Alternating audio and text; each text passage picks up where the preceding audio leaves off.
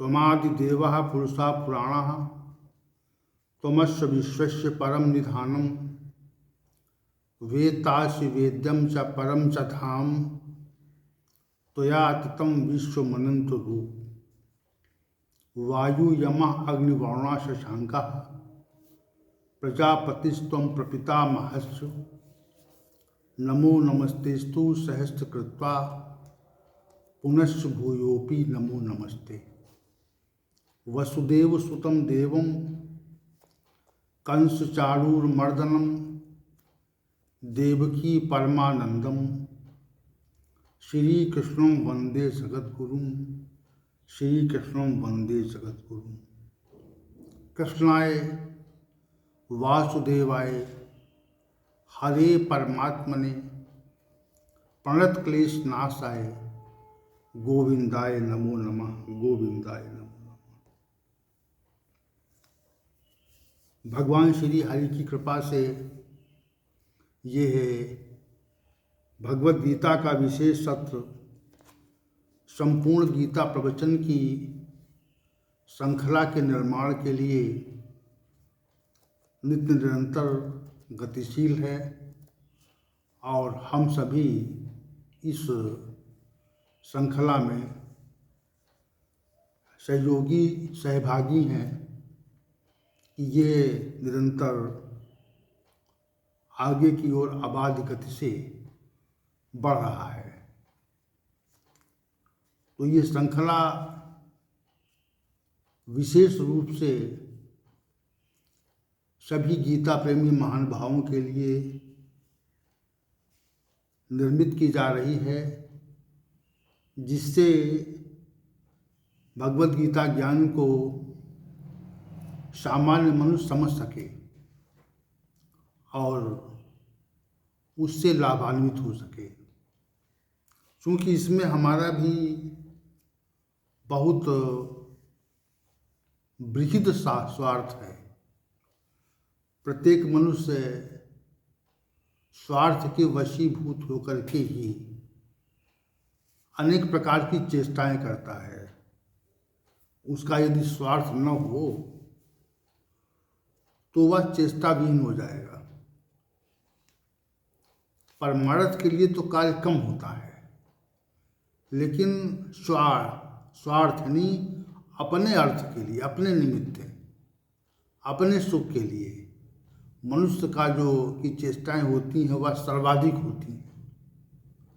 और कुछ लोग तो इतने स्वार्थपरक हो जाते हैं कि उनकी समग्र चेष्टाएं स्वयं उनके अपने लिए होती हैं, अन्य के लिए होती नहीं। तो हमारा कथन यहाँ पे इतना है कि हमारी जो चेष्टा है ये भी पारमार्थिक दृष्टि से तो है, लेकिन स्वार्थ की दृष्टि से अधिक है। हम भी चाहते हैं कि श्री भगवान के हम प्रिय पात्र हों और परम भक्तों में हमारा अनुमान गिनती हो। इस भाव को लेकर के हम ये भगवद गीता ज्ञान की चर्चा करते हैं और दूसरी कि लोगों में ज्ञान का प्रचार प्रसार हो, भगवद गीता ज्ञान को लोग समझें और अपने जीवन को कृतार्थ करें। इस भाव से भी चर्चा होती है। कई भाव हैं, लेकिन हमारा अपना इस कार्य में स्वार्थ निहित है। संपूर्ण गीता प्रवचन नामक श्रृंखला निर्माण में अपना स्वार्थ निहित है। ये बात हम प्रमुखता से कहना चाहते हैं। हमें भगवान की, श्री भगवान की प्रियता प्राप्त करने का प्रयास हमारा है कि उनकी प्रियता प्राप्त हो। प्रियता कैसे मिलेगी?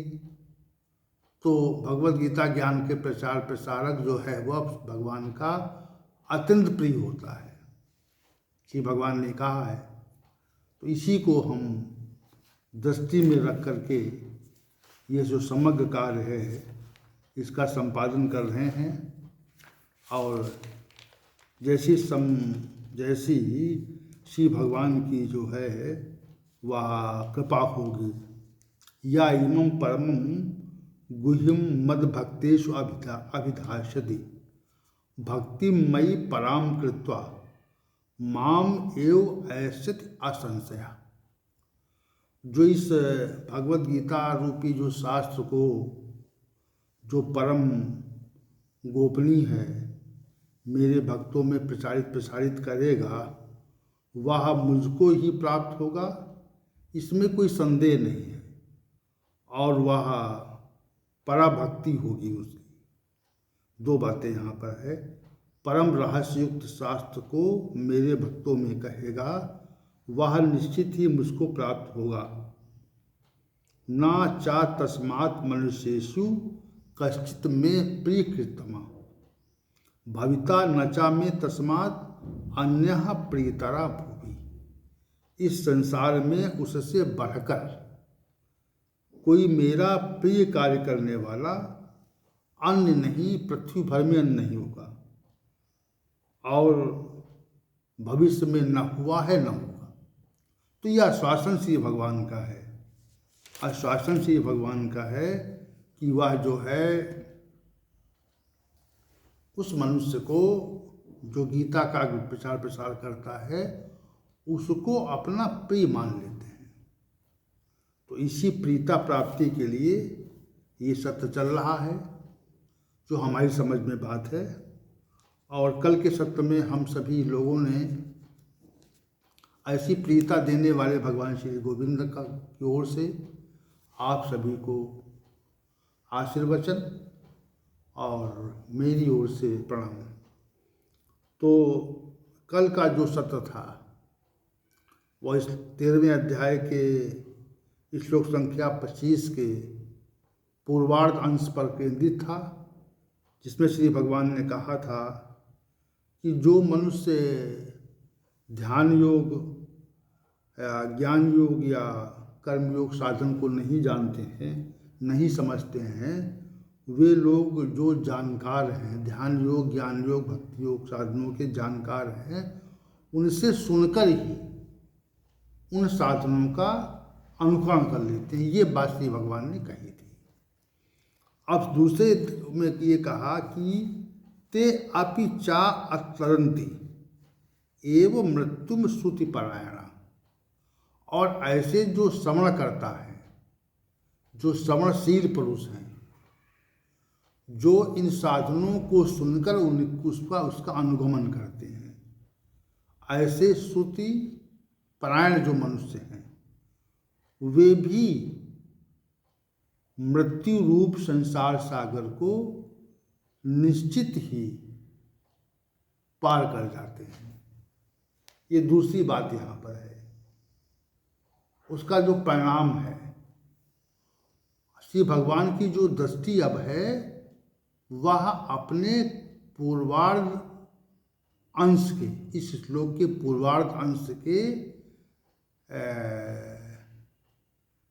परिणाम की ओर है कि यदि ऐसा मनुष्य कोई करता है तो क्या होता है, उसका क्या क्या अभिप्राय है, उसका फल क्या है। तो कहते हैं जो श्रवण करके ही ध्यान योग का, भक्ति योग का और कर्म योग साधन का जो पालन करते हैं, तो वे श्रवण परायण, श्रुति परायणा कहा है।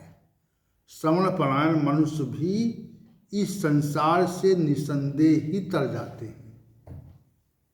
देखिए आप कितनी विशद बात कह दी, कितना आश्वासन दिया। देखिए हम सभी को मृत्यु की ओर निश्चित बढ़ना है, मृत्यु की गोद में अवश्य जाना है, इसमें कोई संशय और दो मत नहीं है। हमारा जो ये पंच भौतिक शरीर है ये अंततः समाप्त होना है। इसके समापन में कोई दो मत नहीं है, एक मत है। तो समापन में जब दो मत नहीं है तो मृत्यु के पश्चात जाना कहाँ है। मृत्यु भी निश्चित है और मृत्यु के पश्चात कहीं जाना भी निश्चित है। अब मृत्यु कब होगी, उसकी तिथि क्या है, उसका काल क्या है, इस विषय में हमको ज्ञान नहीं है कि ये शरीर जो है वो कब विनिष्ट हो जाएगा, कब अक्रिय हो जाएगा, क्रियाशील नहीं रहेगा, इसका ज्ञान हमको नहीं है। और जो शरीर यहाँ पर है वह तो निश्चित ही अग्नि में जलाया जाएगा या पृथ्वी के नीचे दबाया जाएगा। दो बातें हैं। हमारे मत के अनुसार जो सन्यासी लोग हैं उनका दाह संस्कार नहीं होता, तो दो ही बातें कह रहे हैं हम। या तो ये जो शरीर हमें जो दिख रहा है यह शरीर अग्नि में जलाया जाएगा और या मिट्टी के नीचे इसे दबा दिया जाएगा। दो स्थितियां हैं। तो जो दोनों स्थितियां हैं उनमें से कोई स्थिति हमें प्राप्त अवश्य होगी। तो शरीर तो यहाँ जो पहले था, मृत्यु के पहले था, वो तो यहाँ पर है, रहता है। उसकी चेष्टा समाप्त हो जाती है। तो चेष्टा समाप्त होने के पश्चात चेष्टा क्यों समाप्त हुई, वो कौन सा तत्व था जो इस शरीर से बाहर हो गया। तो जो तत्व था जिससे शरीर ये जीवित था, जो तत्व था जिससे ये शरीर जीवित था, जिससे चेष्टा युक्त था, वो तत्व इससे निकल गया। उसको हमने निकलते भी नहीं देखा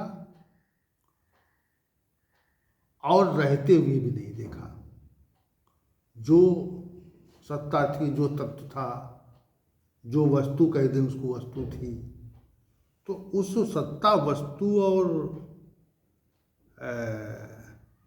तत्व को हमने न तो शरीर के रहते देखने जानने का प्रयास किया, और जब वो शरीर से वह बाहर हुआ तब भी हमने उसको जान नहीं पाया। स्पष्ट बात है, हम उसको जान नहीं पाए, शरीर से बाहर चला गया वो। तो शरीर से जब बाहर चला गया वो, तो जो तत्व है उसको सामान्य रूप से नहीं हम समझ सकते। उसके लिए शास्त्रों में वर्णित तथ्यों को हमें मानना पड़ता है, ऐसी हमारी बाध्यता है। और फिर जो मनीषियों ने बताया वो भी मानना पड़ता है, क्योंकि वह जो निकलने की प्रक्रिया है, उस तत्व के जाने की प्रक्रिया है, इस शरीर से बाहर होने की प्रक्रिया है, उसको सामान्य व्यक्ति नहीं देखता, तत्वदर्शी देखता है। ऐसा सिद्धांत भगवत गीता का है। तो यहाँ पर जो हमारा कथन है वह इतना है कि जब तक यहाँ थे तब तक भी किसी के नियंत्रण में अवश्य थे। यदि नियंत्रण में न होते तो हमारा जो शरीर है वह नित्य निरंतर क्षय को प्राप्त नहीं होता, अंत में वृद्धावस्था उपस्थित नहीं होती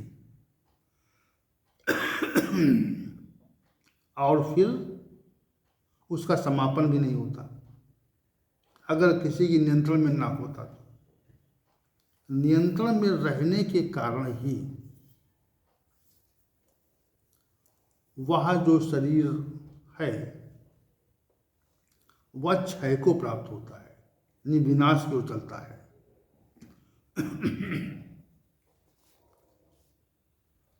तो क्षय का होना, वृद्धावस्था का उपस्थित होना, जिसमें शरीर की जो क्रियाएं हैं वह मध्यम पड़ जाती हैं, चेतना का ह्रास हो जाता है, जीवन शक्ति में शिथिलता आ जाती है, और कुछ समय उपरांत चेष्टा विहीन हो जाता है, तो कोई सत्ता है उसको नियंत्रित करती है।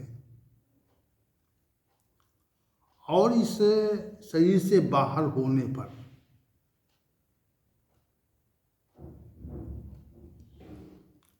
कोई सत्ता उसे अपने नियंत्रण में ले लेती है। यहाँ पर भी नियंत्रित थे हम, और नियंत्रण में रहने के उपरांत हम कुछ समय के मृत्यु के उपरांत भी उसके नियंत्रण में रहते हैं। तो ये जो मृत्यु है, मृत्यु के पश्चात जन्म होता है, जन्म के पश्चात मृत्यु होती है, ऐसा चक्र चला करता है। तो जन्म न हो अगर तो मृत्यु नहीं होगी, अगर जन्म है तो उसका जो संबंध है वह मृत्यु से निश्चित है। जन्म अगर है तो उसका संबंध जो है वह मृत्यु से नितांत है, इसमें कोई दो मत नहीं है। अगर जन्म है तो मृत्यु है, और मृत्यु है तो जन्म है। यह निश्चित क्रम जो है वह स्वतः अपने आप परिवर्तित हुआ करता है। तो अब मृत्यु रूप ये जो पृथ्वी लोक है, या मृत्यु रूप सागर है यहाँ पे, जहाँ पर हर प्राणी, प्रत्येक प्राणी अंततः मृत्यु को प्राप्त होता है। इसमें कोई दो मत नहीं है। निरंतर हम देखते हैं कि लोग मृत्यु को प्राप्त हो रहे हैं, मृत्यु उनकी हो रही है, और इस संसार रूपी सागर में फिर वो प्रकट होते हैं, फिर मृत्यु में। तो ये जो मृत्यु रूपी संसार में जीवन और मृत्यु रूप उछलने, निकलने और डूबने की जो प्रक्रिया है, जैसे कोई व्यक्ति डूब रहा है किसी, तो वो कुछ निकलता है, फिर डूब जाता है, फिर निकलता है, फिर डूब जाता है, तो वो निकल नहीं पाता कभी, मृत्यु रूप संसार से कभी निकल नहीं पाता वो। ये विशेष बात है यहाँ पे कि मृत्यु हुई, जन्म हुआ, जन्म हुआ, मृत्यु हुई, तो ये क्रम चला करता है। तो श्री भगवान कहते हैं जो लोग, जिनके पास इतनी बुद्धि नहीं है कि वह ध्यान योग, ज्ञान योग और कर्म योग के विशिष्ट विषय को समझ सकें, तो वे जो मनुष्य हैं वे उन आचार्यों से, जो ध्यान योग के आचार्य हैं या ज्ञान योग के आचार्य हैं या कर्म योग के आचार्य हैं, उन आचार्यों के पास जाकर के उस साधन का श्रवण करते हैं। तो यहाँ पर जो श्रुति पारायण पर प्रयोग किया है, ये उन्हीं के लिए प्रयोग किया गया है।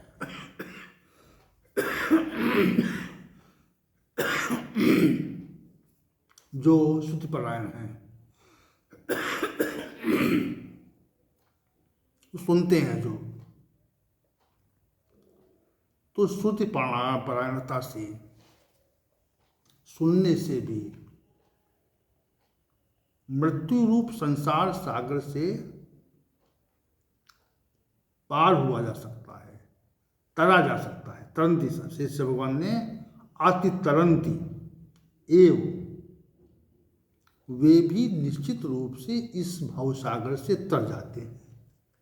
इसका क्या अभिप्राय है कि जो वास्तविक रूप से शुद्धपरायण है। अब यहाँ पर एक तथ्य और समझें।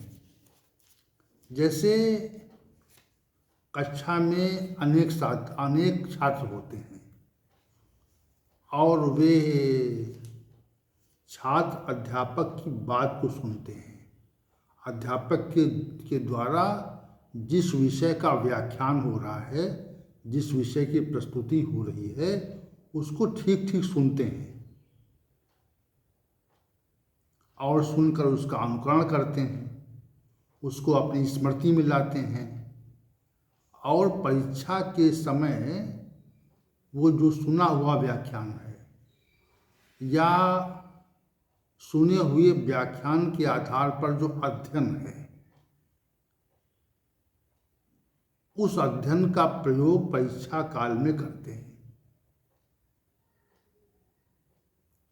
तो जो छात्र उचित रूप से अध्यापक की बात को सुन करके और उसको अपनी स्मृति में रख करके परीक्षा काल में उस विषय को ठीक ठीक परीक्षा काल में आए हुए प्रश्नों को ठीक ठीक से उसका उत्तर देते हैं, वह तो पार हो जाते हैं, कक्षा से पार हो जाते हैं।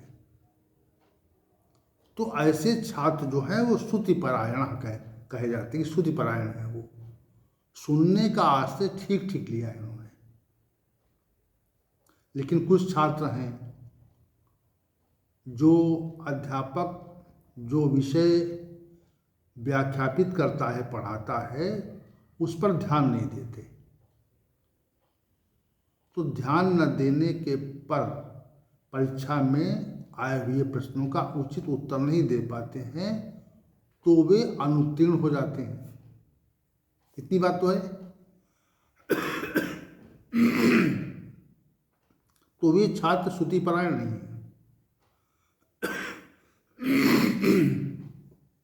अब ये जो हमारा जीवन है, यह एक कक्षा की तरह से है, जो जहाँ पर अनेक आचार्य, अनेक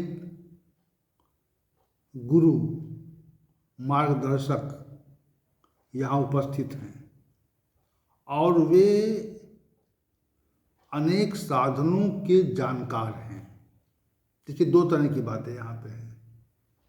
कुछ आचार्य जानकार नहीं हैं और वे जानकारी रखने का दंभाचरण करते हैं। तो उनसे अगर कोई बात सुनी है आपने, तो फिर आपका भवसागर से पार होना अनिश्चित है। और जो वास्तविक रूप से जानकार हैं, जो उस मार्ग का अवलंबन कर चुके हैं, ध्यान योग का, कर्म योग का, ज्ञान योग का, उसके उस मार्ग को भली प्रकार जानते हैं, तो उनसे अगर श्रुतपरायणता होती है, उनसे सुना जाता है। अब अध्यापक को अपने विषय का ज्ञान नहीं है और उस ज्ञान के अभाव के बिना यदि वह कक्षा में छात्रों को पढ़ाएगा, तो वे छात्र निश्चित रूप से उत्तीर्ण नहीं होंगे। वैसी स्थिति जहाँ पर भी है कि एक तो आचार्य को विशद ज्ञान होना चाहिए अपने विषय का, और आचार्य को विशद ज्ञान अगर है और उनसे हम उचित रूप से उस ज्ञान को हमने ग्रहण किया है, तो ऐसे मनुष्यों को श्रुतिपरायण कहा से भगवान ने। श्रुति यानी सुनने के परायण हो जाते, सुनने के आश्रय में हो जाते हैं, ध्यान से सुनते हैं और ध्यान से सुनकर उसका अनुकरण भी करते हैं। सुनते ही नहीं है, उसका अनुकरण भी करते। जैसे कोई विषय है उसको सुन करके उसको पुनः पुनः अपनी स्मृति में ला करके, चिंतन में ला करके उसका वास्तविक रूप से अनुकरण भी करना है। जैसे ध्यान योगी है, अब ध्यान योगी किस समय उठेगा, किस समय जागेगा,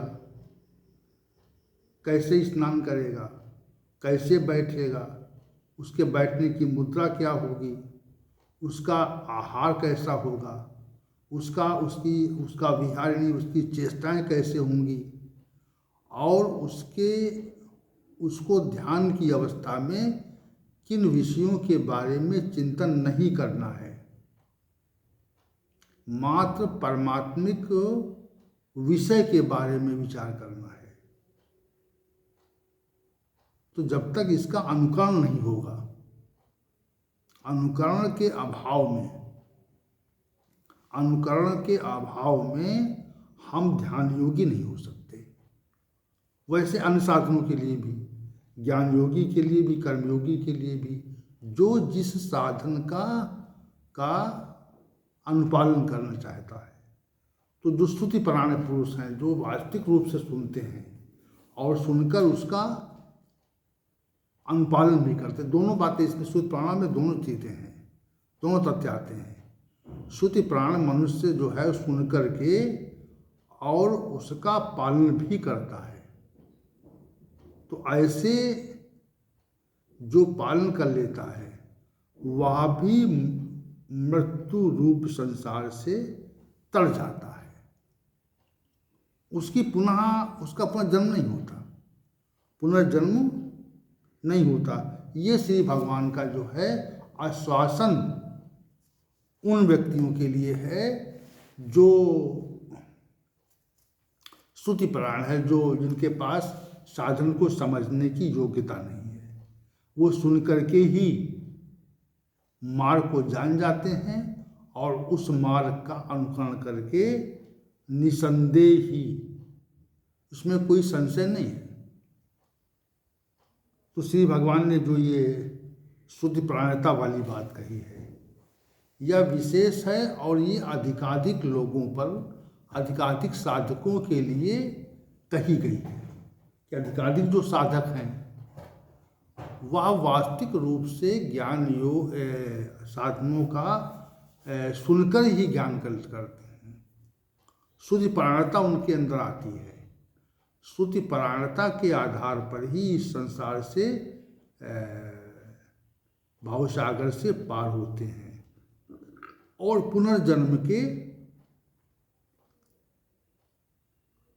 की प्रक्रिया से उनका पुनर्जन्म की जो प्रक्रिया है वो समाप्त हो जाती है। जन्म नहीं होता, मृत्यु नहीं होती, जन्म नहीं होता, मृत्यु नहीं होती। तो ऐसा निश्चित रूप से होता है।